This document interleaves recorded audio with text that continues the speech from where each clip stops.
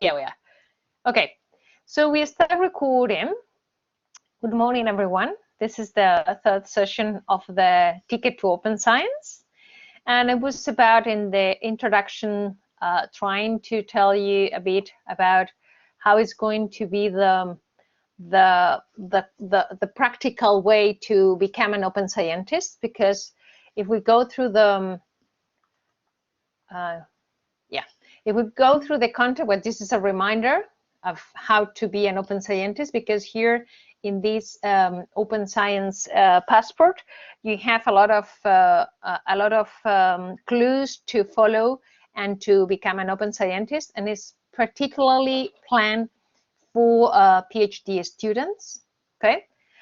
So at the end of the slides, I put it again because I remember today that we are translating this into Spanish, and it will be available for you guys in Spanish also in the Open Science website.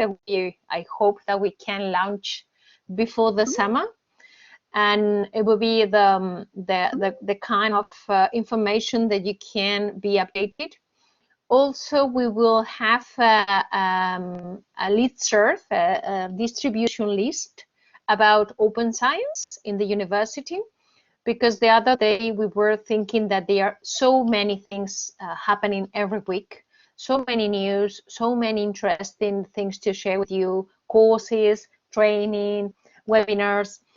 Of course, you are now doing this webinar, and every day I will give you some tips so you can go deeper, follow some other courses and some other things. That would be fantastic. But when you finish the course, you will not be connected. So that will be a good way to keep you in the loop of the practices and keep learning open science. I was telling to you, oh, well, this is the announcement. Don't forget that we have today at 1 p.m. the Open Science Cafe, which is part of this seminar for all the students, but also, you know, that is open to the whole community of researchers. So that's good if you tell your senior researchers, your thesis advisor, to attend this Open Science Cafe. They are free for everybody in the university. And it will be very interesting if you and your PIs or principal investigators, your research advisor, you listen the same messages as you do, because it's a guarantee that you will be all in the same bucket and you will be research teams full open science. Okay, we will have today Sabina Leonelli, that she's one of my colleagues in the Open Science Policy Platform. She's ERC, European Research Council researcher in history of sciences in the University of Exeter. Now she's a consolidator grantee, but she was previously a researcher on starting grant. So she has been in an excellence layer all her life. She has been in an excellent layer, and she has been an open scientist always. So that's why I want to have these kind of role models today. And also in the content of today, we will have invited, I don't know if she just joining us, because she said that she will be joining us for the whole session a bit late. We have Giulia. She's the president of the Eurodoc. Eurodoc is the Association of the European Doctoral Students. And I invited her because she's also an open scientist. What a better example to have early career researchers that they practice open science and they are successful and they are really open in the world of the discipline that they have. So today will be a very practical day. Sabina will talk about the Plan S, as you know, because of the last session that Tony was telling you. It's a new kind of try again to change the business model of the publishers. I'm not very in favor of Plan S, I have to be honest. Probably we will have a discussion with Sabina today. I'm not sure if she's a supporter of Plan S, but she's actually a Plan S ambassador. And they offer me to be a Plan S ambassador. And I say, you know what? I'm not sure if I will be a good ambassador, because I think that another business model, another scientific approach is possible. The Plan S, it's mainly, as you know, the for the principles that Tony shared with you the other day is more or less to change the way we pay for publication. Instead of paying for consuming, paying for publishing. But I think it's the same thing. We decide when we put the money, not a better science. And open science is something else from my point of view. So I want you to join the discussion, and also I hope that Giulia can be with us today. Some housekeeping advice is remember, because I know that today is one new student, that he missed the previous sessions, and probably if you look at this slide in the previous sessions and you don't know what is going on, this is the evaluation mechanism. You know that every single PhD student that you want to have the credits of this training, research skills as your research skills portfolio in the university, you have to follow the course, and you have to also demonstrate that you have learned, making a post telling us what you have learned during the course. What is your personal opinion about open science, and what they are the drawbacks for practicing open science, for your personal field, for your personal career, with your shoes in your own situation? What is the main drawbacks that you can find on this approach? And also, how are your plans to become an open scientist during your PhD and beyond? And this is what I was telling you, that the session of today and the last session of the library, they will be the more practical ways to tell you how to become an open scientist, how to have a strategy on your own approach to your research, and the way you do research, and the way you communicate that research, because things are changing very quickly. There is, as you said in the, you have seen in the first Open Science Cafe, the European Commission is pushing forward the reward system.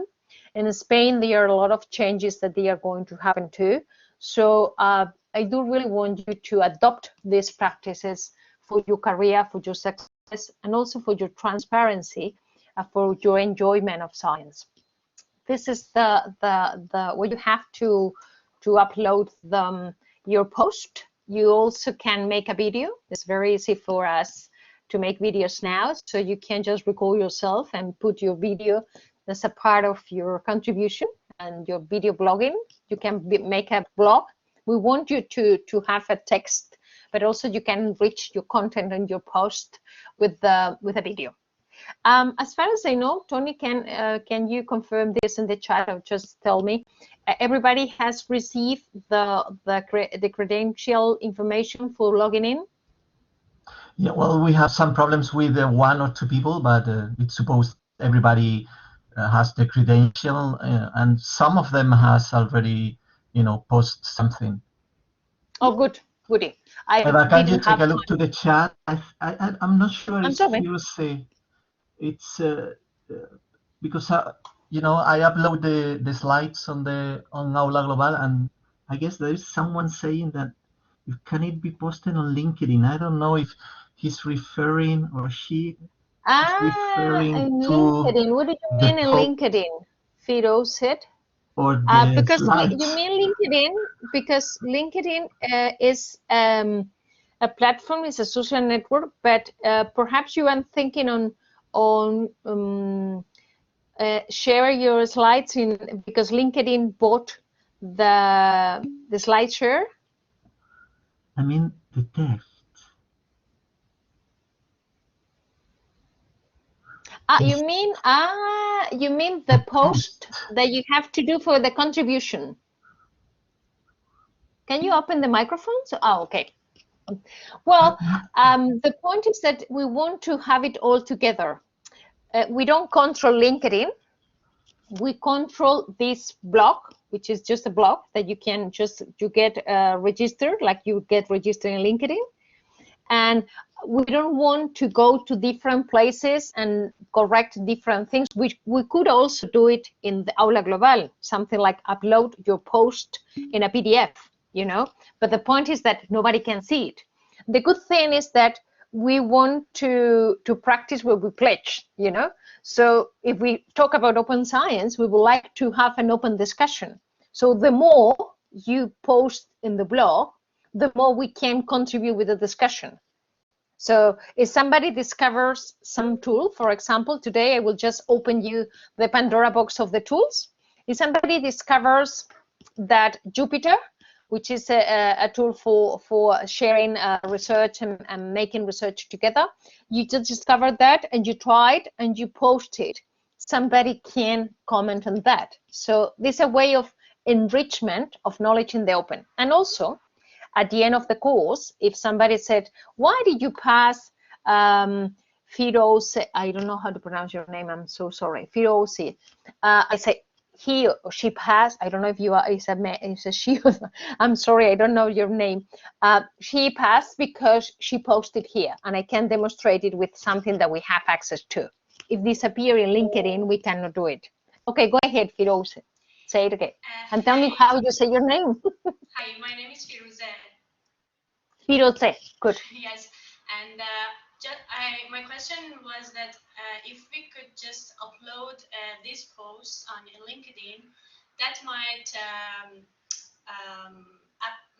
absorb a lot of attention to our community there. Just to say that we have attended to this course and it was very useful for us, and then that might absorb a lot of attention from the society, from the university, or other people. Okay. That would be nice, I think. I got your point, and I totally buy it. It's a very good idea, because also the people in the human resources department, they are posting the open science cafes, and also it's very nice that the university show up that we are very engaged with this course. I'm sorry, Eva, can I say something, because wait. My suggestion is that you post in LinkedIn that you did this course, but you have a link to the Curie post. Is what you were saying, Tony? Yes, thank you. Good. You know that we can just read our minds. So you can share it in LinkedIn, your post. And also it's something that we will consider. If you make out of your strategy a bit being an open scientist, if you can lure people to your own activities and share it in your networks, not only LinkedIn, also you can share that you are following this course, and you can make a link, and you can share your link to your post to your readers, to everybody in the world, in Twitter, in Facebook, whatever you want, whatever are your networks. Okay, good idea. Thank you. Firoze is I will never say proper name. Thank you so much. Share it with your community and through the system. Okay, well, this is the content for the session, and this is what I told you, that Giulia Malaguarnera is an Italian surname that is super difficult for me to say. And she will share with you her experience, and also he will try to engage you in Eurodoc activities, because it would be very nice if somebody gets involved in Eurodoc activities.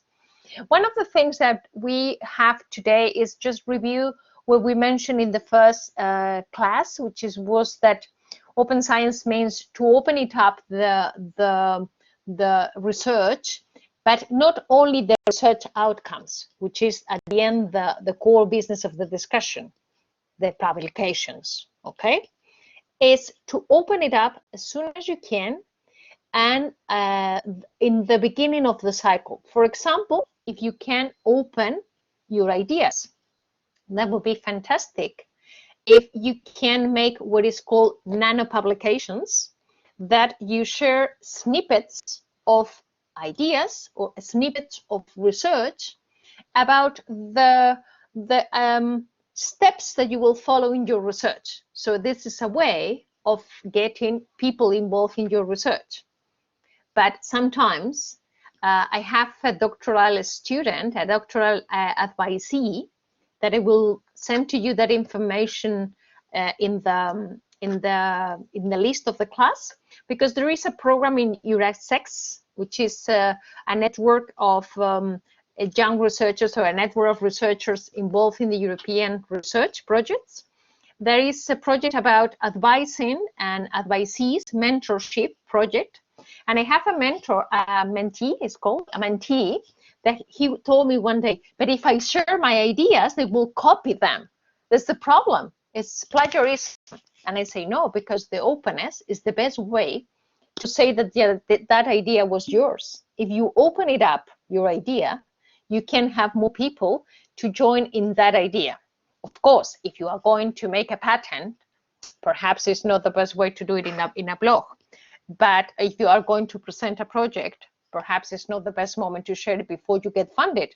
But you will find out when you can open, if it is in the preparation phase, if, for example, you can open your tools. What is your discovery tools, or what is your management tools for your research?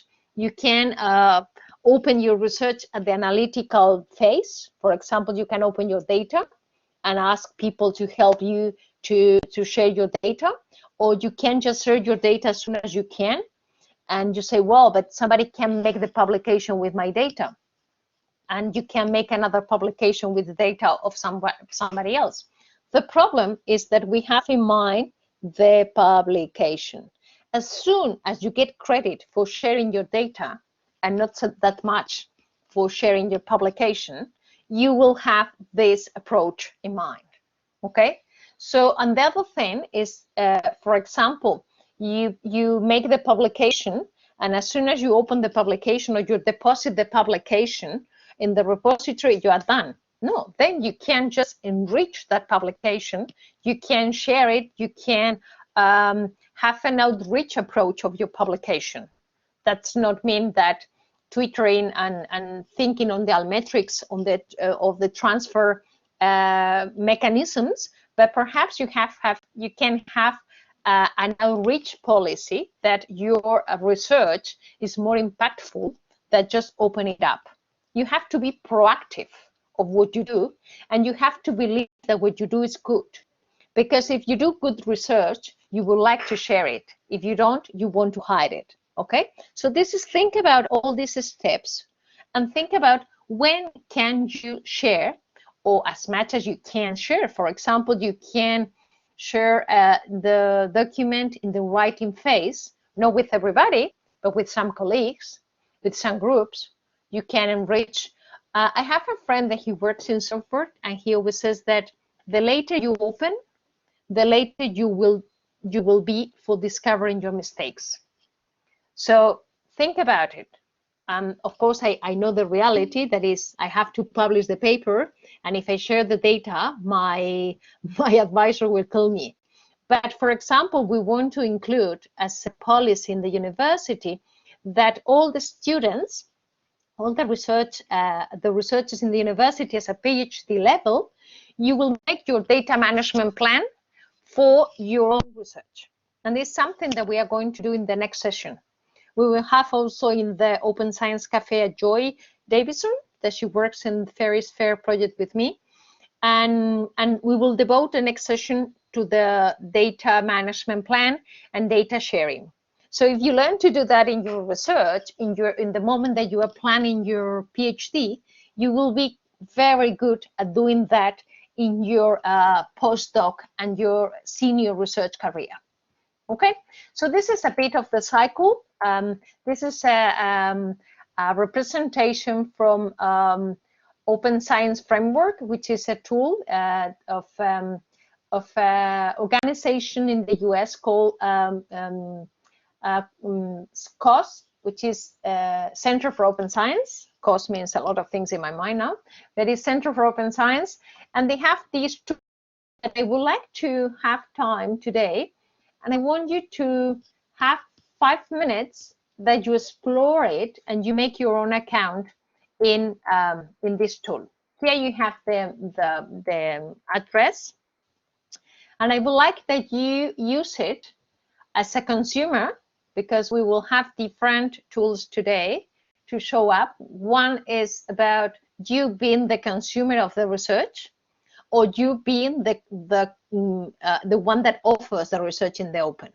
So these tools that I want you to to share with you, then we will go back to this, is about the how you search and how you discover information and how you develop your idea and design the study.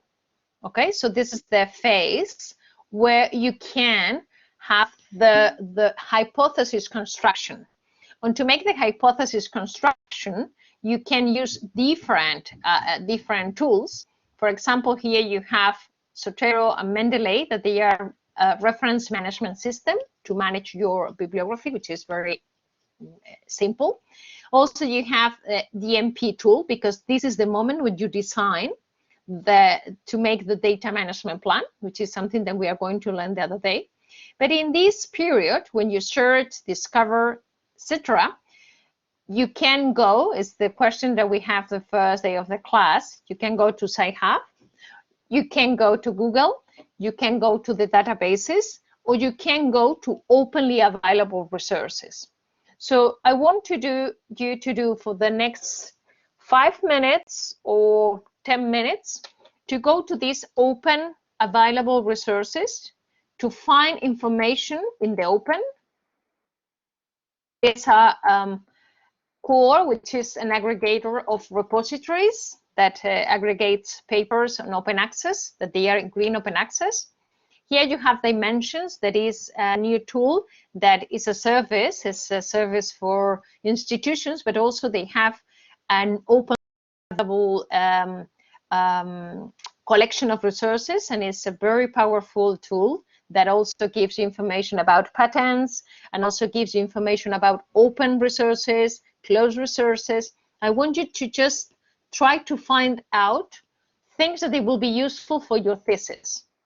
Imagine that you have not have the idea of your thesis, or perhaps somebody is in a very early career stage. For example, Rebecca, that you have a very early design of the thing, and you are looking for bibliography, okay? Or for example, Roxana, that she's also a student working with me, you want to search for ideas for in others' contributions, methodologies even. So you can look for even the next step. You can also collect data about your own research. And you need to find information in different openly available resources, okay? And then at the end that you have a look to Core, to Dimensions and Lens, I would like you to register in Open Science Framework, which is a platform where you can share your research. You can share your deliverables. It's a platform to share your research from the beginning, or you can also share with some people, with the people, for example, in a European project from the consortium, or you can share with your colleagues, or you can also have some resources that they are hidden. But it's a platform that you can decide when you open it up, the whole materials that you have developed during your thesis, your dissertation, your paper, your project, or whatever. So I want a list that I will be very happy if at the end of the class today, you end up having an account and discovering something new to feed yourself on your research process in the open. Okay, everybody understands what you have to do? You only have to look for the information that you really like, that you really are interested in for your own perspective of your thesis. Okay, so then I would like that if somebody finds something that is super cool for him or for her, just raise the hand and share with their people. Did you know these information resources? Did you know Core or Dimensions or Lens? Have you ever used Open Science Framework for some project or for some reason?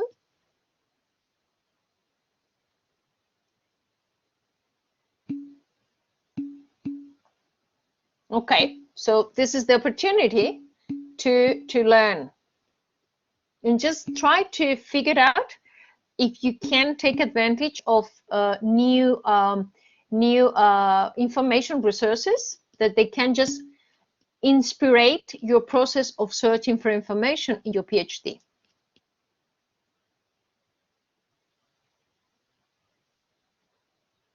this is very boring because I'm like better to talk, but I do really want to make some practical thing.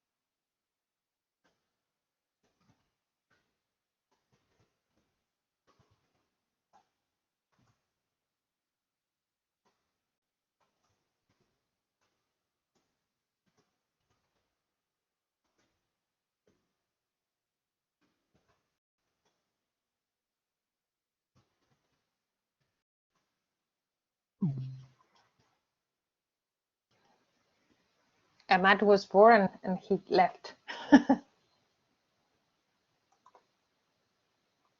I'm just doing this because you asked me the other day to do some practical thing. It's very difficult to do hands-on thing when I have to be just, I don't see your screens, we don't have a, but you can share your screen if you find out something interesting and you want to comment.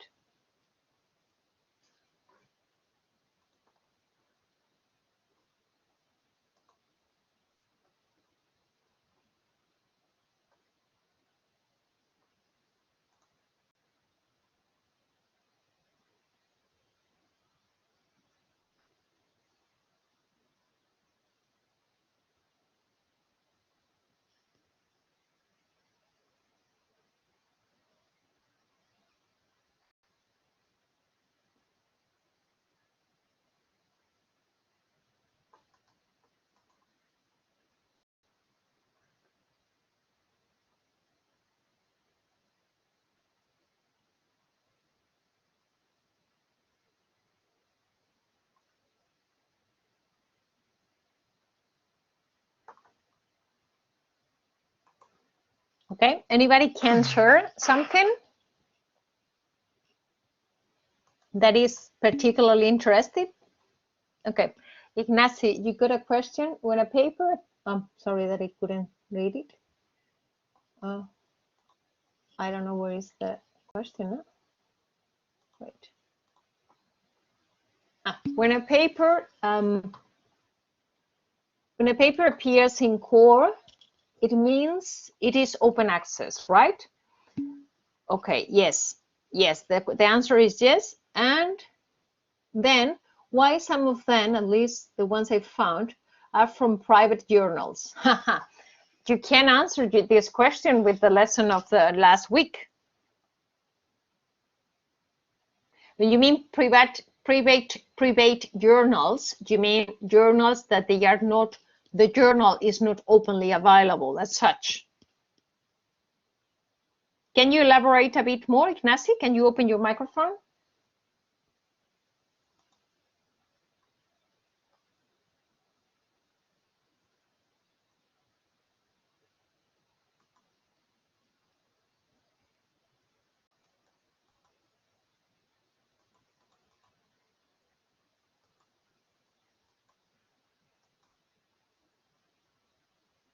Ignacy? Can you put us an example? You don't have a microphone. That's a bit boring. Oh, okay. Okay. So you were talking about that you found some, okay, you have this paper.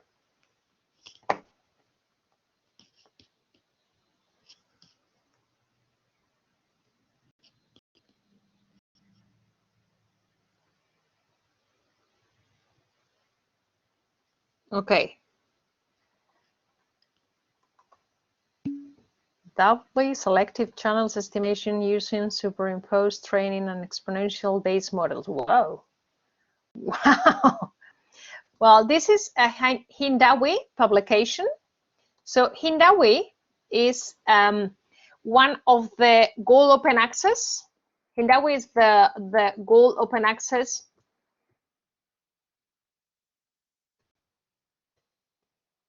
publisher. Okay.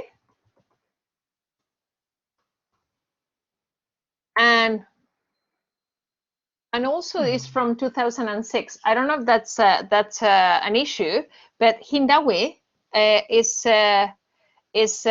one of the open access publishers. So probably these people doing this paper, they just publish for they just pay for publishing, which is the business model of pure gold open access. Okay, it's part of the Plan S mechanism. So instead of paying for accessing the information, you pay for publishing.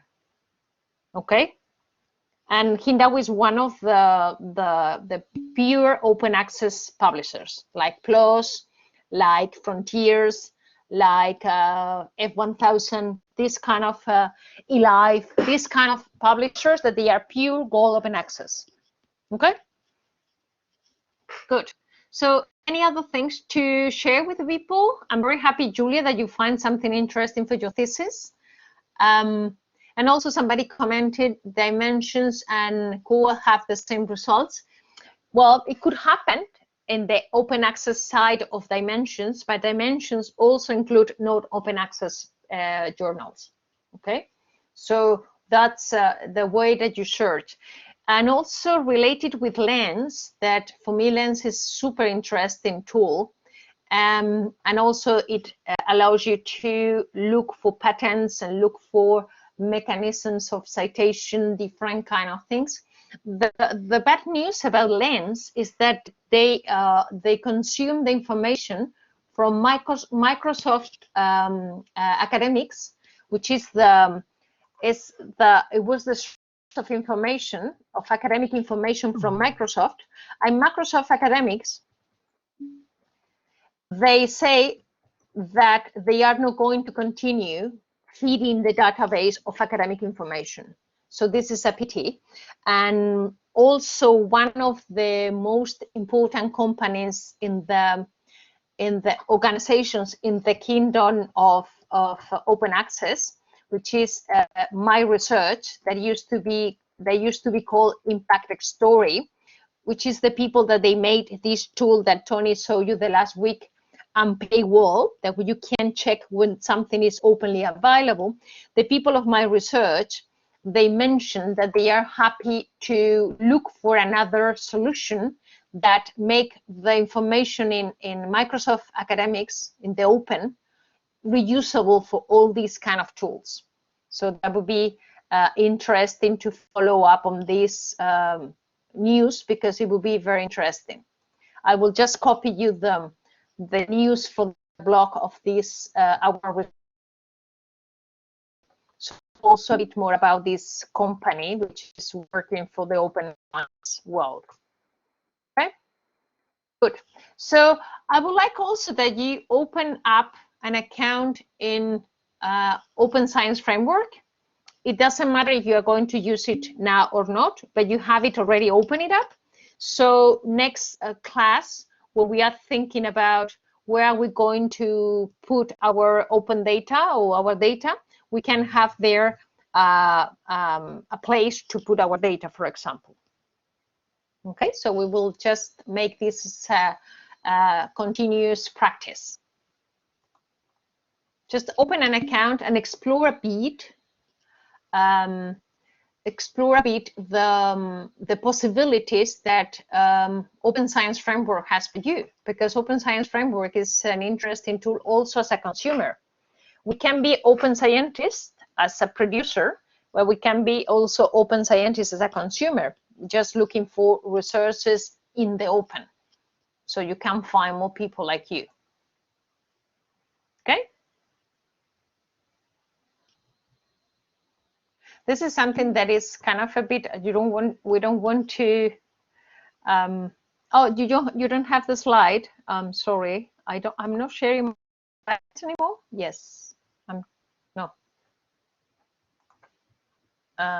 Can you see my slides now? No, you are not sharing. I stopped it. Sorry, I didn't realize that. So,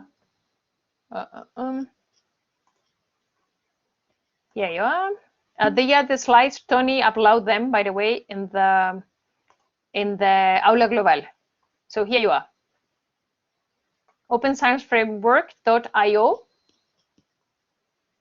and it's a place where you can share your research, but also you can search for other people that they share their research. For example, you can find information of the project that Tony and I are working in, which is Fair for Health, that we have been sharing our deliverables and our production in this project in the platform for the members of the consortium, and some other deliverables, they are public. We share it with everybody.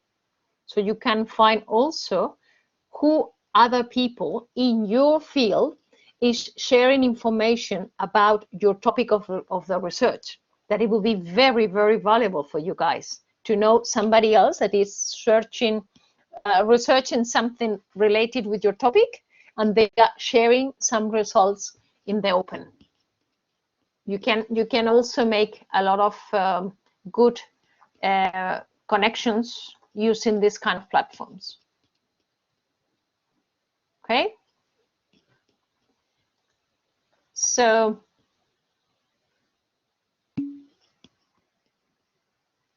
well, you only need Firoze, you only need to register. You put here sign up. So you get in the sign up thing. It's like you sign up in another system, like when you make a registration. What do you mean by registration?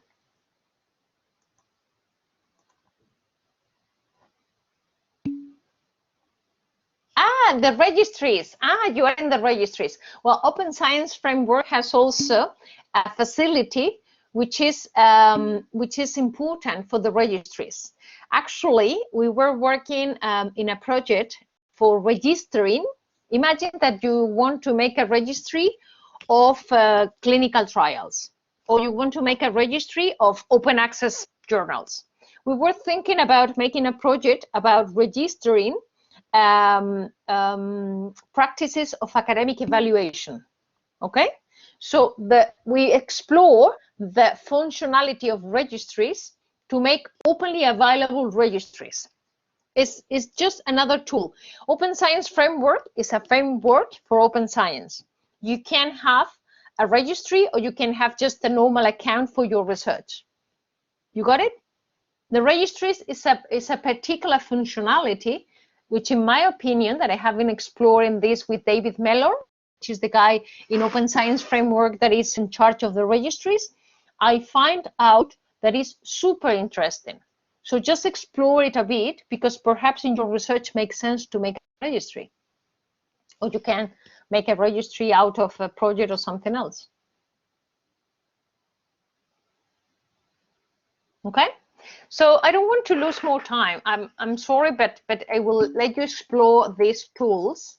And also I would like you to explore Open Science Tools, which is also a collection of interesting possible tools that you can use for your research in the open.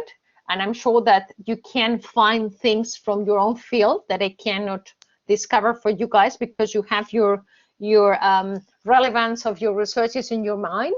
So just explore these too. And this is just food for thought, that you can make a post in the comment or a comment in your post this week in the web, in the blog, about the applications or the tools that you have discovered. Okay, good. So that's a good approach to have in this short time that we have together, and how to take advantage of the time of what you learn. So just let me tell you a bit of your strategy to become an open scientist. Of course, there is a lot of things that you can do to become an open scientist. Is what I said to you, sharing as much as you can as soon as you could. That's the principle. But also, let me tell you some little things about your identification, your PIDs, which is something very important, because nowadays, we, the researchers, we have what I call a very fragmented online presence. We have to be everywhere. We have to be in ResearchGate, in academia, in Pavlons. We have to have an ORCID and Scopus ID. We have these IDs.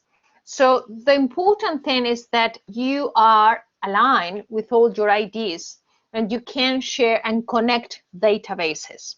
For example, for you, it's super important to have an ORCID.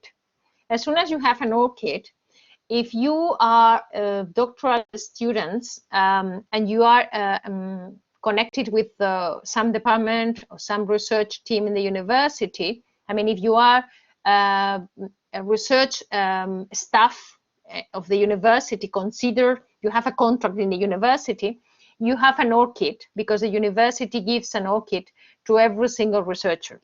But the ORCID is for free. Why I'm insisting so much in the ORCID?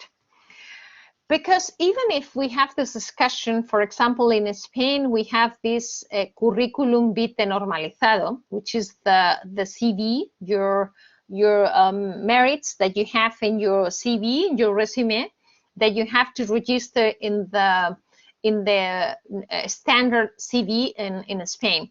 But also ORCID is far standard internationally. That's true that we cannot control the ORCID, and if tomorrow Elsevier buys ORCID, they buy our ID too. So that's something that could happen. And also it depends where is the jurisdiction. But nowadays, it was a discussion in the European Parliament when they were launching the European Open Science Cloud, that the identification of the researchers will be an ORCID. And it was a discussion about if the ORCID wasn't a European thing. But it's something that is internationally recognized and also interconnected with everything. So, for example, the Portuguese system, I remember that some of you were from Portugal when we made the book club survey. Somebody's from Portugal. In Portugal, everything in the research system is connected through the ORCID. So this is super important that you maintain updated your ORCID, okay? So this is one of the things that you have to keep in mind. And also talking about your strategy about the PIDs, the persistent identifiers, which is PIDs means, you have also to find out that you have to follow the persistent identifier of your institution. What happened many times is that I found one day I will write a post or something about the crazy things that I have found about our university. Carlos III, Madrid, of University, Universidad Carlos Charles III, any crazy thing. The university has also a PID. For example, I am Eva Maria Méndez Rodriguez, Eva Méndez, E. Méndez. But in my ORCID, I have only that number, and it's all my publications in the same thing. Same thing happened with the university. The university has a global research identifier or a ROR, which is the Research Organization Registry, which is where they are organized, register all the numbers. A code is like an ID, an ID for the institution. So in the institution of the Carlos III University, the official name in English is Carlos III University of Madrid. But the official name is the Spanish name, Universidad Carlos III de Madrid. The only two ways that you can write the university is Carlos III University of Madrid, using this ROR or grid ID, or Universidad Carlos III de Madrid. That's super important because it's a way to keep the attribution on your research in the university, okay? And also it's important to maintain other PIDs related with you. For example, your research outcomes. Your research outcomes also have an ID. In the publications, we have a digital object identifier. Try to be sure that your publications have also an ID. Even if it is a DOI or a handle, which is the system that the repository gives to you, maintains an ID for your permanent publication. Same thing with the data, that the data that you publish, they have to have a research data ID that is provided with a system company called DataCite. The DOIs for the publication are provided by Crossref, and the DOIs for your data are provided by DataCite, right? Everybody is following? And also it's important to maintain the ID for the funders, okay?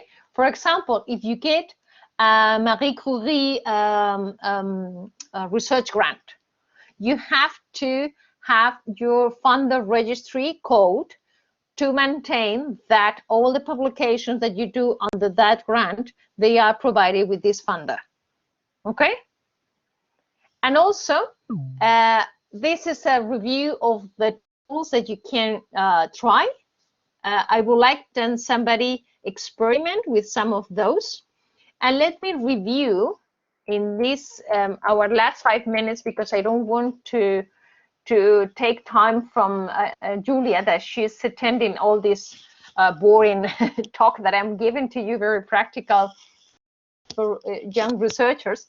I want her to share with you her experience as an open science researcher. But think about your strategy. First, you have to think all the time that open science from the very beginning. Open science from the proposal mode. I always say to the research service in the university that open science is not only a question of the library. The library is the outcomes, the publications, okay, the data, the thesis, the repository, fine. But you have to start open science from the proposal mode.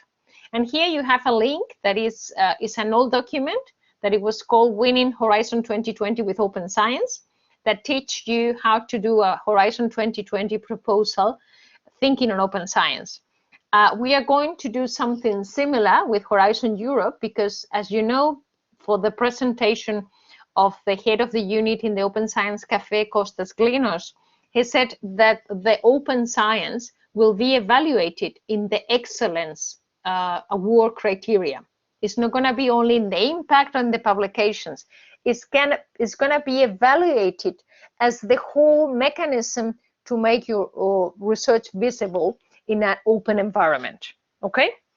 Also, deposit your research papers in an institute repository. Always. What I mean with always? As soon as you submit a paper to the publisher, you can publish the preprint. The preprint is always yours. Even the American Chemical Society, that is probably one of the hardest publishers in the world to open it up, and they have embargo periods that they are absolutely ridiculous, they allow you always open it up, the preprint.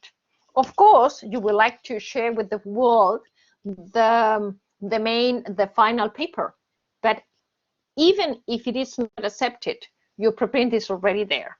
There are very, very few publishers that they don't accept as a publication something that is already published in a preprint. I would recommend you to deposit the author manuscript, which is your version, your own version, which is the version that you send to the publisher.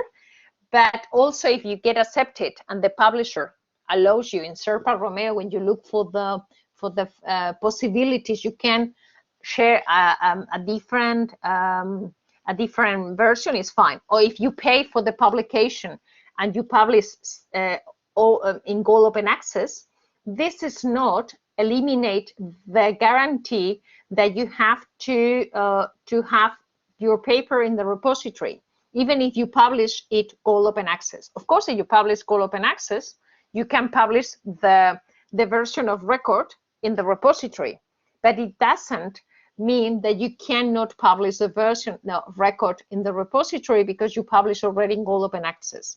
The deposit is always mandatory, and it's a very, very good practice, okay? So when you can publish open, look in Serpa Romeo, the version of record. Publish and share your research outputs, not only the publications, but also the data. This is something that we are going to learn in the next session. Connect your data with underlying data with the research publications, because this is a very good practice and is what the European Commission and the funders recommend. But then Rosanna, which is one of the students that is attending this seminar, and she's one of my advisees in the PhD, she can tell you that at the end of the day, people don't share the data in an adequate mode to connect with the publication, which is the only way that you can guarantee that your research is reproducible. And this is coming with the ethical way to be an open scientist. Okay. Also care about your visibility. Care how people see you. Use always your ORCID. Maintain updated your ORCID. Disclose your ORCID in your CV, in your webpage, wherever. And also use the social scientific networks moderately, because it's good to use ResearchGate, but it's not the only mechanism to put your outputs. You can use them there. I mean, you can just put it, but I will recommend you to deposit in the repository and then make a link to the repository in the social network. It's the same thing. It's a way of guaranteeing that your paper is not going to be lost or used for somebody else. Because when you put a paper in ResearchGate, you don't know if ResearchGate is going to be bought by Elsevier in 3 years' time. So that they will be very happy they do that, by the way. Also, explore new ways of practicing open science. This is what you have to do today. Tools, virtual research environments, collaborative environments like GitHub. For sure, if you are from computer science, some of the students attending this course from computer science, you are very familiar with GitHub. That's fantastic, but there are other people that they can use GitHub for sharing research or open science framework and other things. Also keep your research integrity, your ethical use of the information all the time, and make your experiments as far as you can reproducible. This is very interesting, the use of Jupyter Notebook, because it's a tool of a notebook that you can share your data and your research outcomes and make them reproducible at the paper level. Also include citizen science in your projects, in your proposals, in your methodologies, because citizen science is also something that is promoted from the research environment for the European research area, science with and for society, including citizens as junior or not professional researchers in your research. And also we will have a session on citizen science, that it will be from people on the EXA, the European Citizen Science Association, and then we will have experiences to share with you in a very important thing. And also always ask for support. The university library and the unit of open science that we have created a few months ago, and we are going to support the researchers, the PhD students, and everybody. And also keep you updated, keep your knowledge all the time updated, practice open science. And also as a recommendation of your strategy, and every day I will tell you some tips to improve this. This month in June, I know that you have many sessions of this course and you have other things to do, but for those that you're involved in social sciences, you will have a workshop freely available from the research data management from social science. And this is also a way to make responsible open science and reproducibility and all these ethical issues. It's going to be organized by CESDA, which is the ESFRI, the European research platform from social science data, where actually it's already a platform that is It has a legal status. It's generic in Europe. This is a difficult thing to understand, but it's important to know what are the infrastructures in your field. This is for the social science people. And for everybody, on the 23rd of June, the project fair is fair that Tony and I were working in this project. They are organizing a session in half Spanish, half in English, for those that you prefer Spanish and English, about showing some international experiences in the data management and fair data, which is something that we are going to see in the next session. And they also will demonstrate some related with the European Open Science Cloud project in the Spanish CSIC, which is the center of research in Spain. And also, let me tell you this reading. This is a post in a blog, very interesting, from a guy, I think he's from the Netherlands. And I think it's a very nice, interesting story that you probably will, it's also a good example where we want to see at the end of the course as your post, how you are an open scientist, how you became a better scientist being an open scientist and reproducible scientist. So just I do really recommend you to read this post.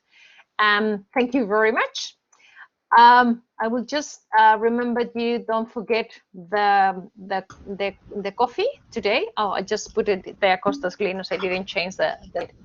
And also I will pass now the floor to Giulia, that she's a real open scientist, and she can share with you what is Eurodoc, what is this, and how can you become successful like she is, the president of Eurodoc, and a very, very successful researcher, because when you talk to her, she's always busy doing these things in the lab and something. Because I want you to tell what is your research about, what is Eurodoc, what are you becoming, what do you recommend these guys to be open scientists. I will just convert you in a moderator, so in case you want to share slides or share your screen or something. Okay, perfect. So thanks a lot, Eva. Thank you very much. Yeah, I know that my last name, it's hard to pronounce to pronounce also from Italian, so it's not an issue from Spanish. It's a very particular name. In fact, if you want to search for me, when you type Giulia Malaguarnera, it's just me on Google, and this is a problem. I am too open. Too easy to find. Okay, so I will try to share my screen, and let's see how to do. Because you can use the pink arrow on the right hand side. Okay, found and it. Then you have another thing that says share your content. Okay, found. And okay, good. Okay, sorry. Too many things. Okay.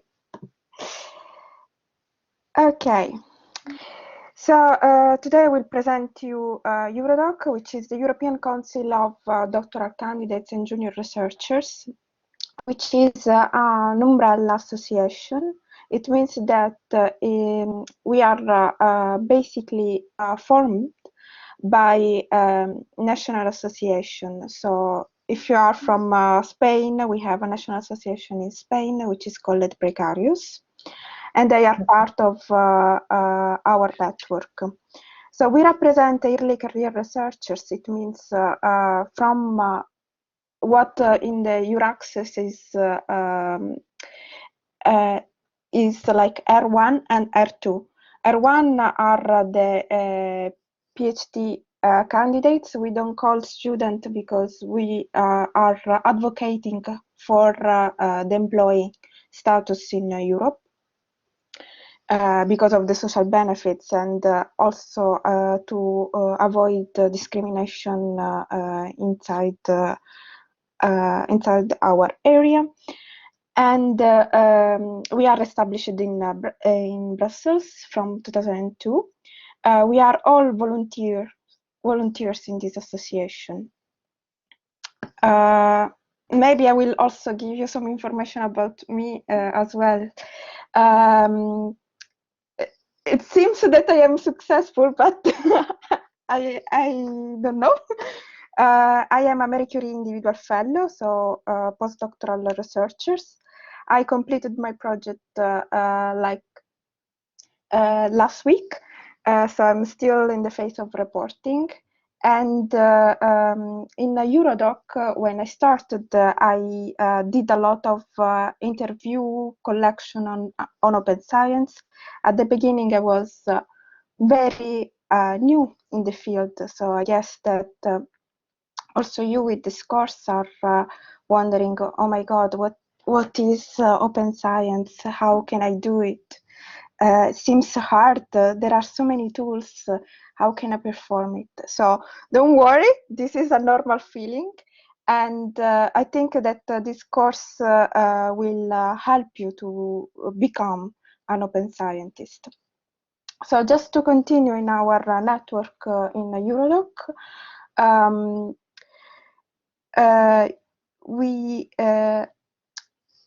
what we do is participate in the discussion about education, research and career development in Europe.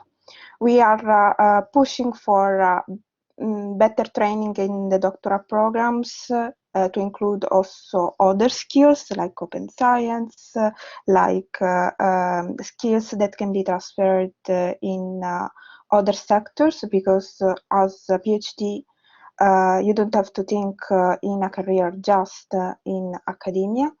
You can work in administration, policy making, in industry, so don't be too focused in the academia.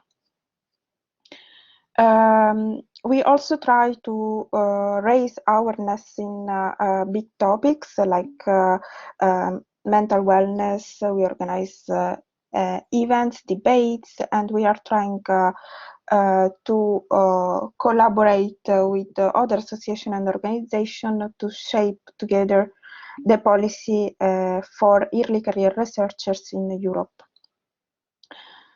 Okay. So Eurodoc support the open innovation, open science, and open to the world that was claimed by the European Commission. We ran several surveys. The first survey that we report with the European Commission was in 2017, done by one of our former president, Garrett O'Neill, who raised the awareness on the fact that most of the researchers were unaware of the open science practices and policies. We performed a report, an investigation that became like a report on transferable skills. So everything that you learn during the doctoral training and in performing research is in this scheme. So if you are preparing for the next steps after the PhD defense, I will strongly recommend to use this report from us and to build your CV also for other kind of job, not strictly related to academia.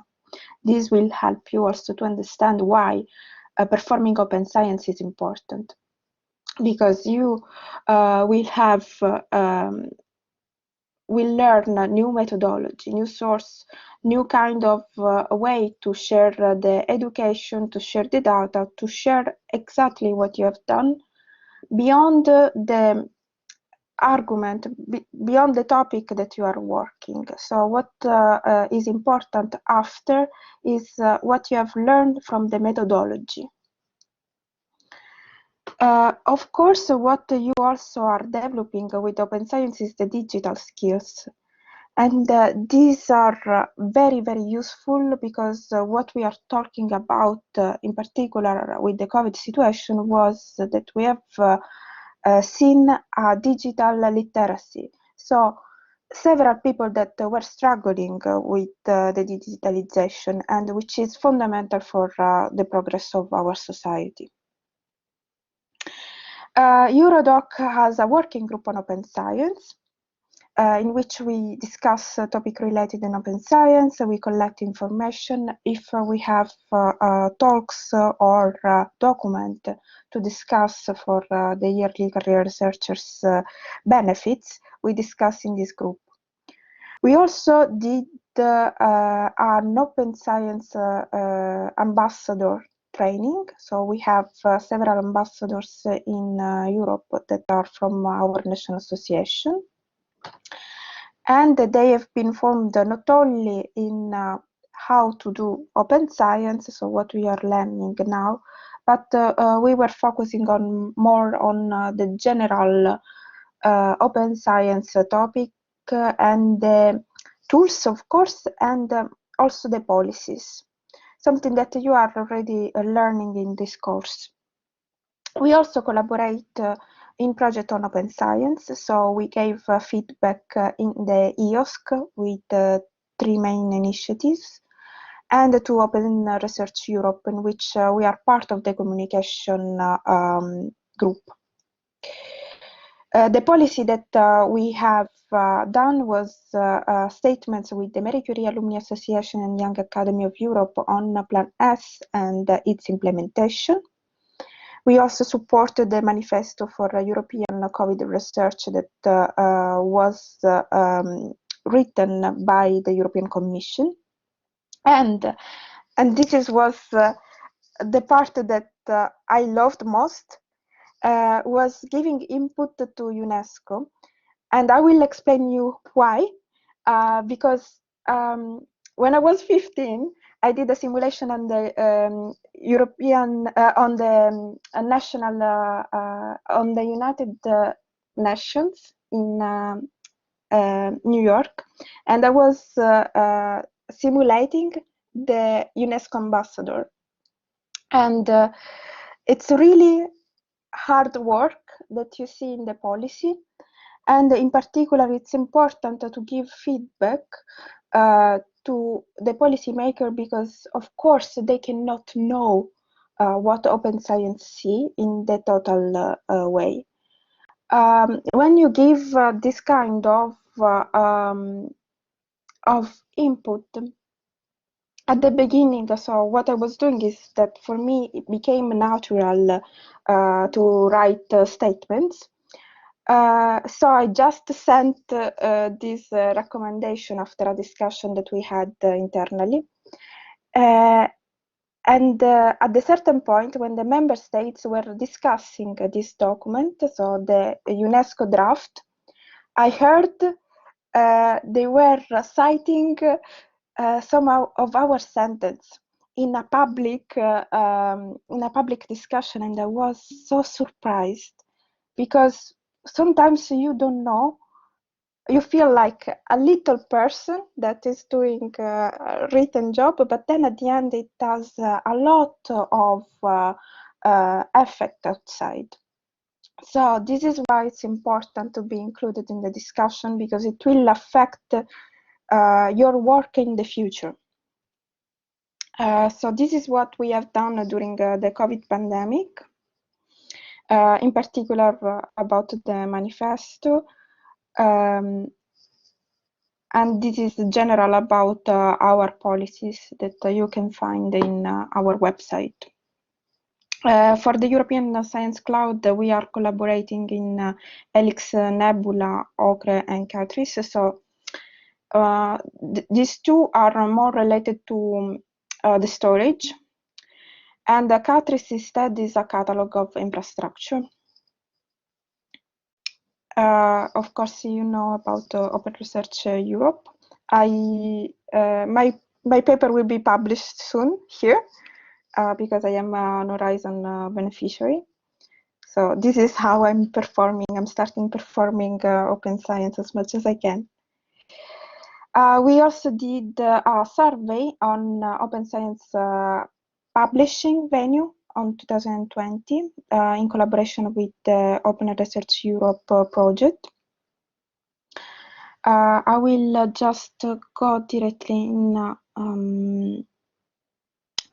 one of the biggest challenge that we have in open science is related on the metrics, because the current research evaluation is really giving a lot of importance to the journal impact factor, and this is not the way that researchers can be evaluated as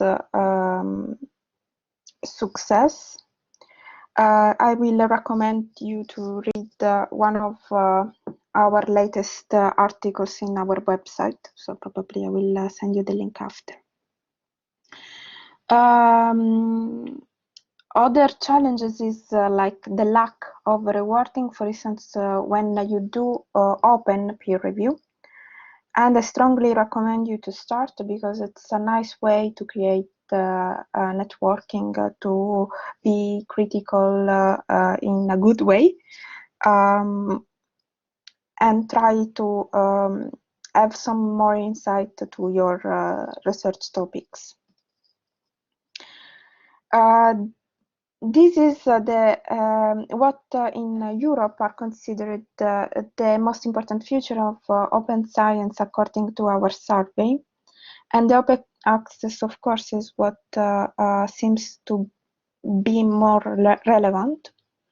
And also the open and fair data. I will go a little bit faster, because otherwise I will not give you the opportunities to read the questions. Okay, so our future contribution is more related on shaping the policies, on creating awareness, on providing feedback, and I strongly recommend you to send me an email or contact me in the social media, and I will let you in the Open Science Working Group. And it will be nice to have you on board and discuss with nice insight about Eurodoc Open Science and having some support to perform from the user perspective. Why be an open scientist? I think Eva already gave you a lot of, of reasons. On my point of view, what I can tell you is that even if the metrics are against us at the moment with the journal impact factor, the COVID-19 pandemic has shown the importance of open communication of research. It was incredible to have not just one vaccine. And I can tell you, because I am a pharmacologist, it's really hard to have a vaccine in just 1 year. And instead of one, we have 4 or 5. They are starting to be everywhere. There is even a new study in which the vaccine is given orally by pills instead of having shots. So this is why it's important. It's not just for you, for your work, but it's for the benefits of the society, that we must be open, and we have to give information to the citizen and gain their trust to science, because they believe that there are complotism, we are hiding information, and this is not what we want in the future. So thank you. Here there is my my email, and feel free to contact me whenever you want. And now stop sharing. Let's see how to do. Thank you very much, Giulia. I'm just really hoping that a lot of our early career researchers, PhD candidates, no students, I love that difference, they will join you. And also, I was just putting links to the ambassadors program and to Precarios, which is the Spanish institution that is related with you. And I'm sure that they will find out a way to contact you and be in touch. But I also tell them if they have any question, just feel free to raise your hand, open your microphone and your camera, because it's nicer, you know, when you see the people talking to you. Any question?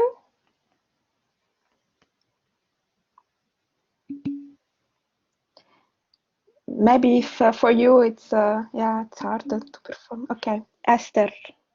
Esther, can you open your microphone?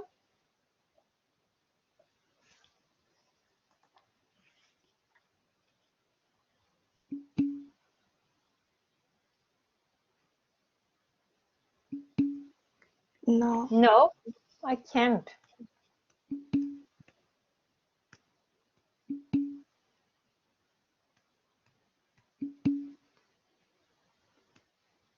Esther? You have to open your microphone. Oh, that's a pity. Well, you can write it down if you don't have a mic. Yeah.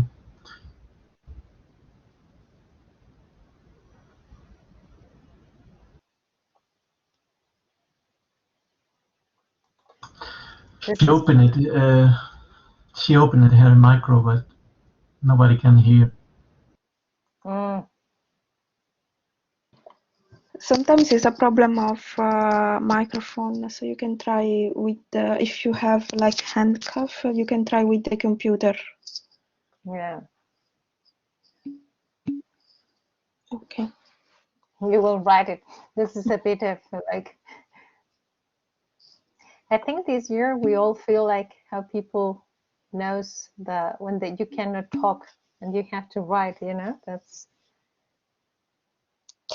Okay, so yes, in Eurodoc you can participate at any stage of the career. So from the time that you are enrolled in as a PhD, okay, I will say PhD student, but I will call later candidates to give you the employment condition, because otherwise my colleagues in Eurodoc will kill me, so I need to be careful.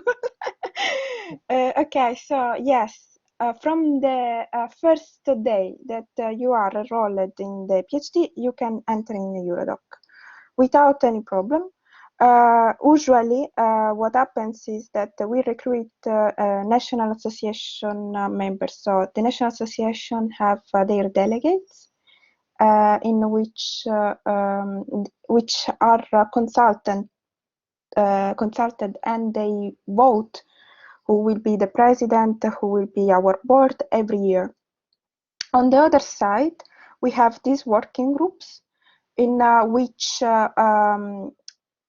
anyone can participate. So they are very open. You just need to send us an email and we will include in the working group. We don't have just open science working group, but if you are interested in other topic, that can be research career, can be research integrity. We are thinking to have also working group on research assessment. So we will try to discuss during the next annual general meeting that will be in July. We have other working group in doctoral training, so how to improve for the doctoral training. We have a skills officer, because now it becomes a really important topic to speak about the skills and how to transfer in other sector. We have a mobility working group, which can be both geographically and both intersectoral, interdisciplinarity, in which we discuss what are the challenges and the opportunities to do. But we have several projects, so depending on what you like, we will guide you internally in our groups. And you can even participate to more than one. The type of work in the working group is not that high, because we use mainly for consultation. unless you enter in the ambassador program, and that you have to follow the course and you have to do an exam at the end. But at the moment we didn't open the second one. We are just closing the first one. We are just providing reports on the first trial, but we are recruiting new people very soon. So be part of our network.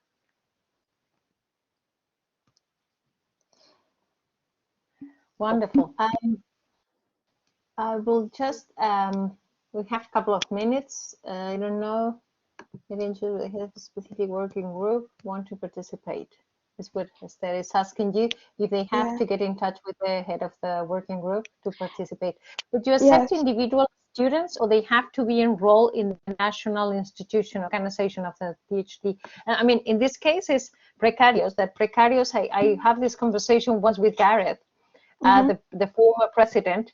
Precarious is more than only PhD students, because it's all the people that they are in a condition that is not permanent. If you are not in a very clear tenure track, this is what it means precario in Spanish, that you are in a situation that you are not in a permanent contract. So that's what I don't know. I don't think that this is this doctoral candidates, they think about precarious only. Maybe another PhD association to enroll. Okay, so precarious for us includes both the PhD candidates and the junior researchers, because when we speak about precarity, we speak about the fact that you have like a fixed term program. And there are also some situation. I'm not sure in Spain, but I can tell you that in Italy there are people that are performing PhD without any scholarship. Okay. Without any fellowship. So when we speak about precarity, we intend since the beginning of the career, but also after. The reason why we are also trying to make more awareness on the status of the PhD, it's because last day I was speaking with the Lithuanian Association, and they told me that for them it's hard to get to arrive at the defense. So they don't have a fixed term for the PhD. It can be 3 years, 4 years in some countries, in some other can be when you are ready. And what happens is that since they are students, they don't get any kind of social benefits. So not unemployment, not access to pensions. They will not get anything. So they have to do another job in parallel, and it will be crazy. So guys, be part of Eurodoc, help us to raise awareness and be open scientists, because this will make the environment much better, much less competitive, much happier. And I would like to tell you something more. I will send you another link, in which there is one of our colleagues in Eurodoc, which is saying that why it's important to share open. It's that you are not just publishing articles, or how we were used to do, but you are also sharing data, you are also sharing codes, you are also sharing other part of your research. You can also publish your notebook.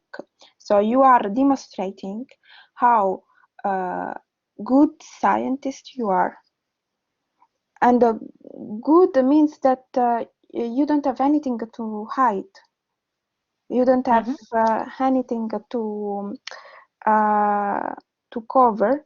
And even if you are not continuing your career in the same topic, be careful that when you go after your PhD, you can change topic as much as you like.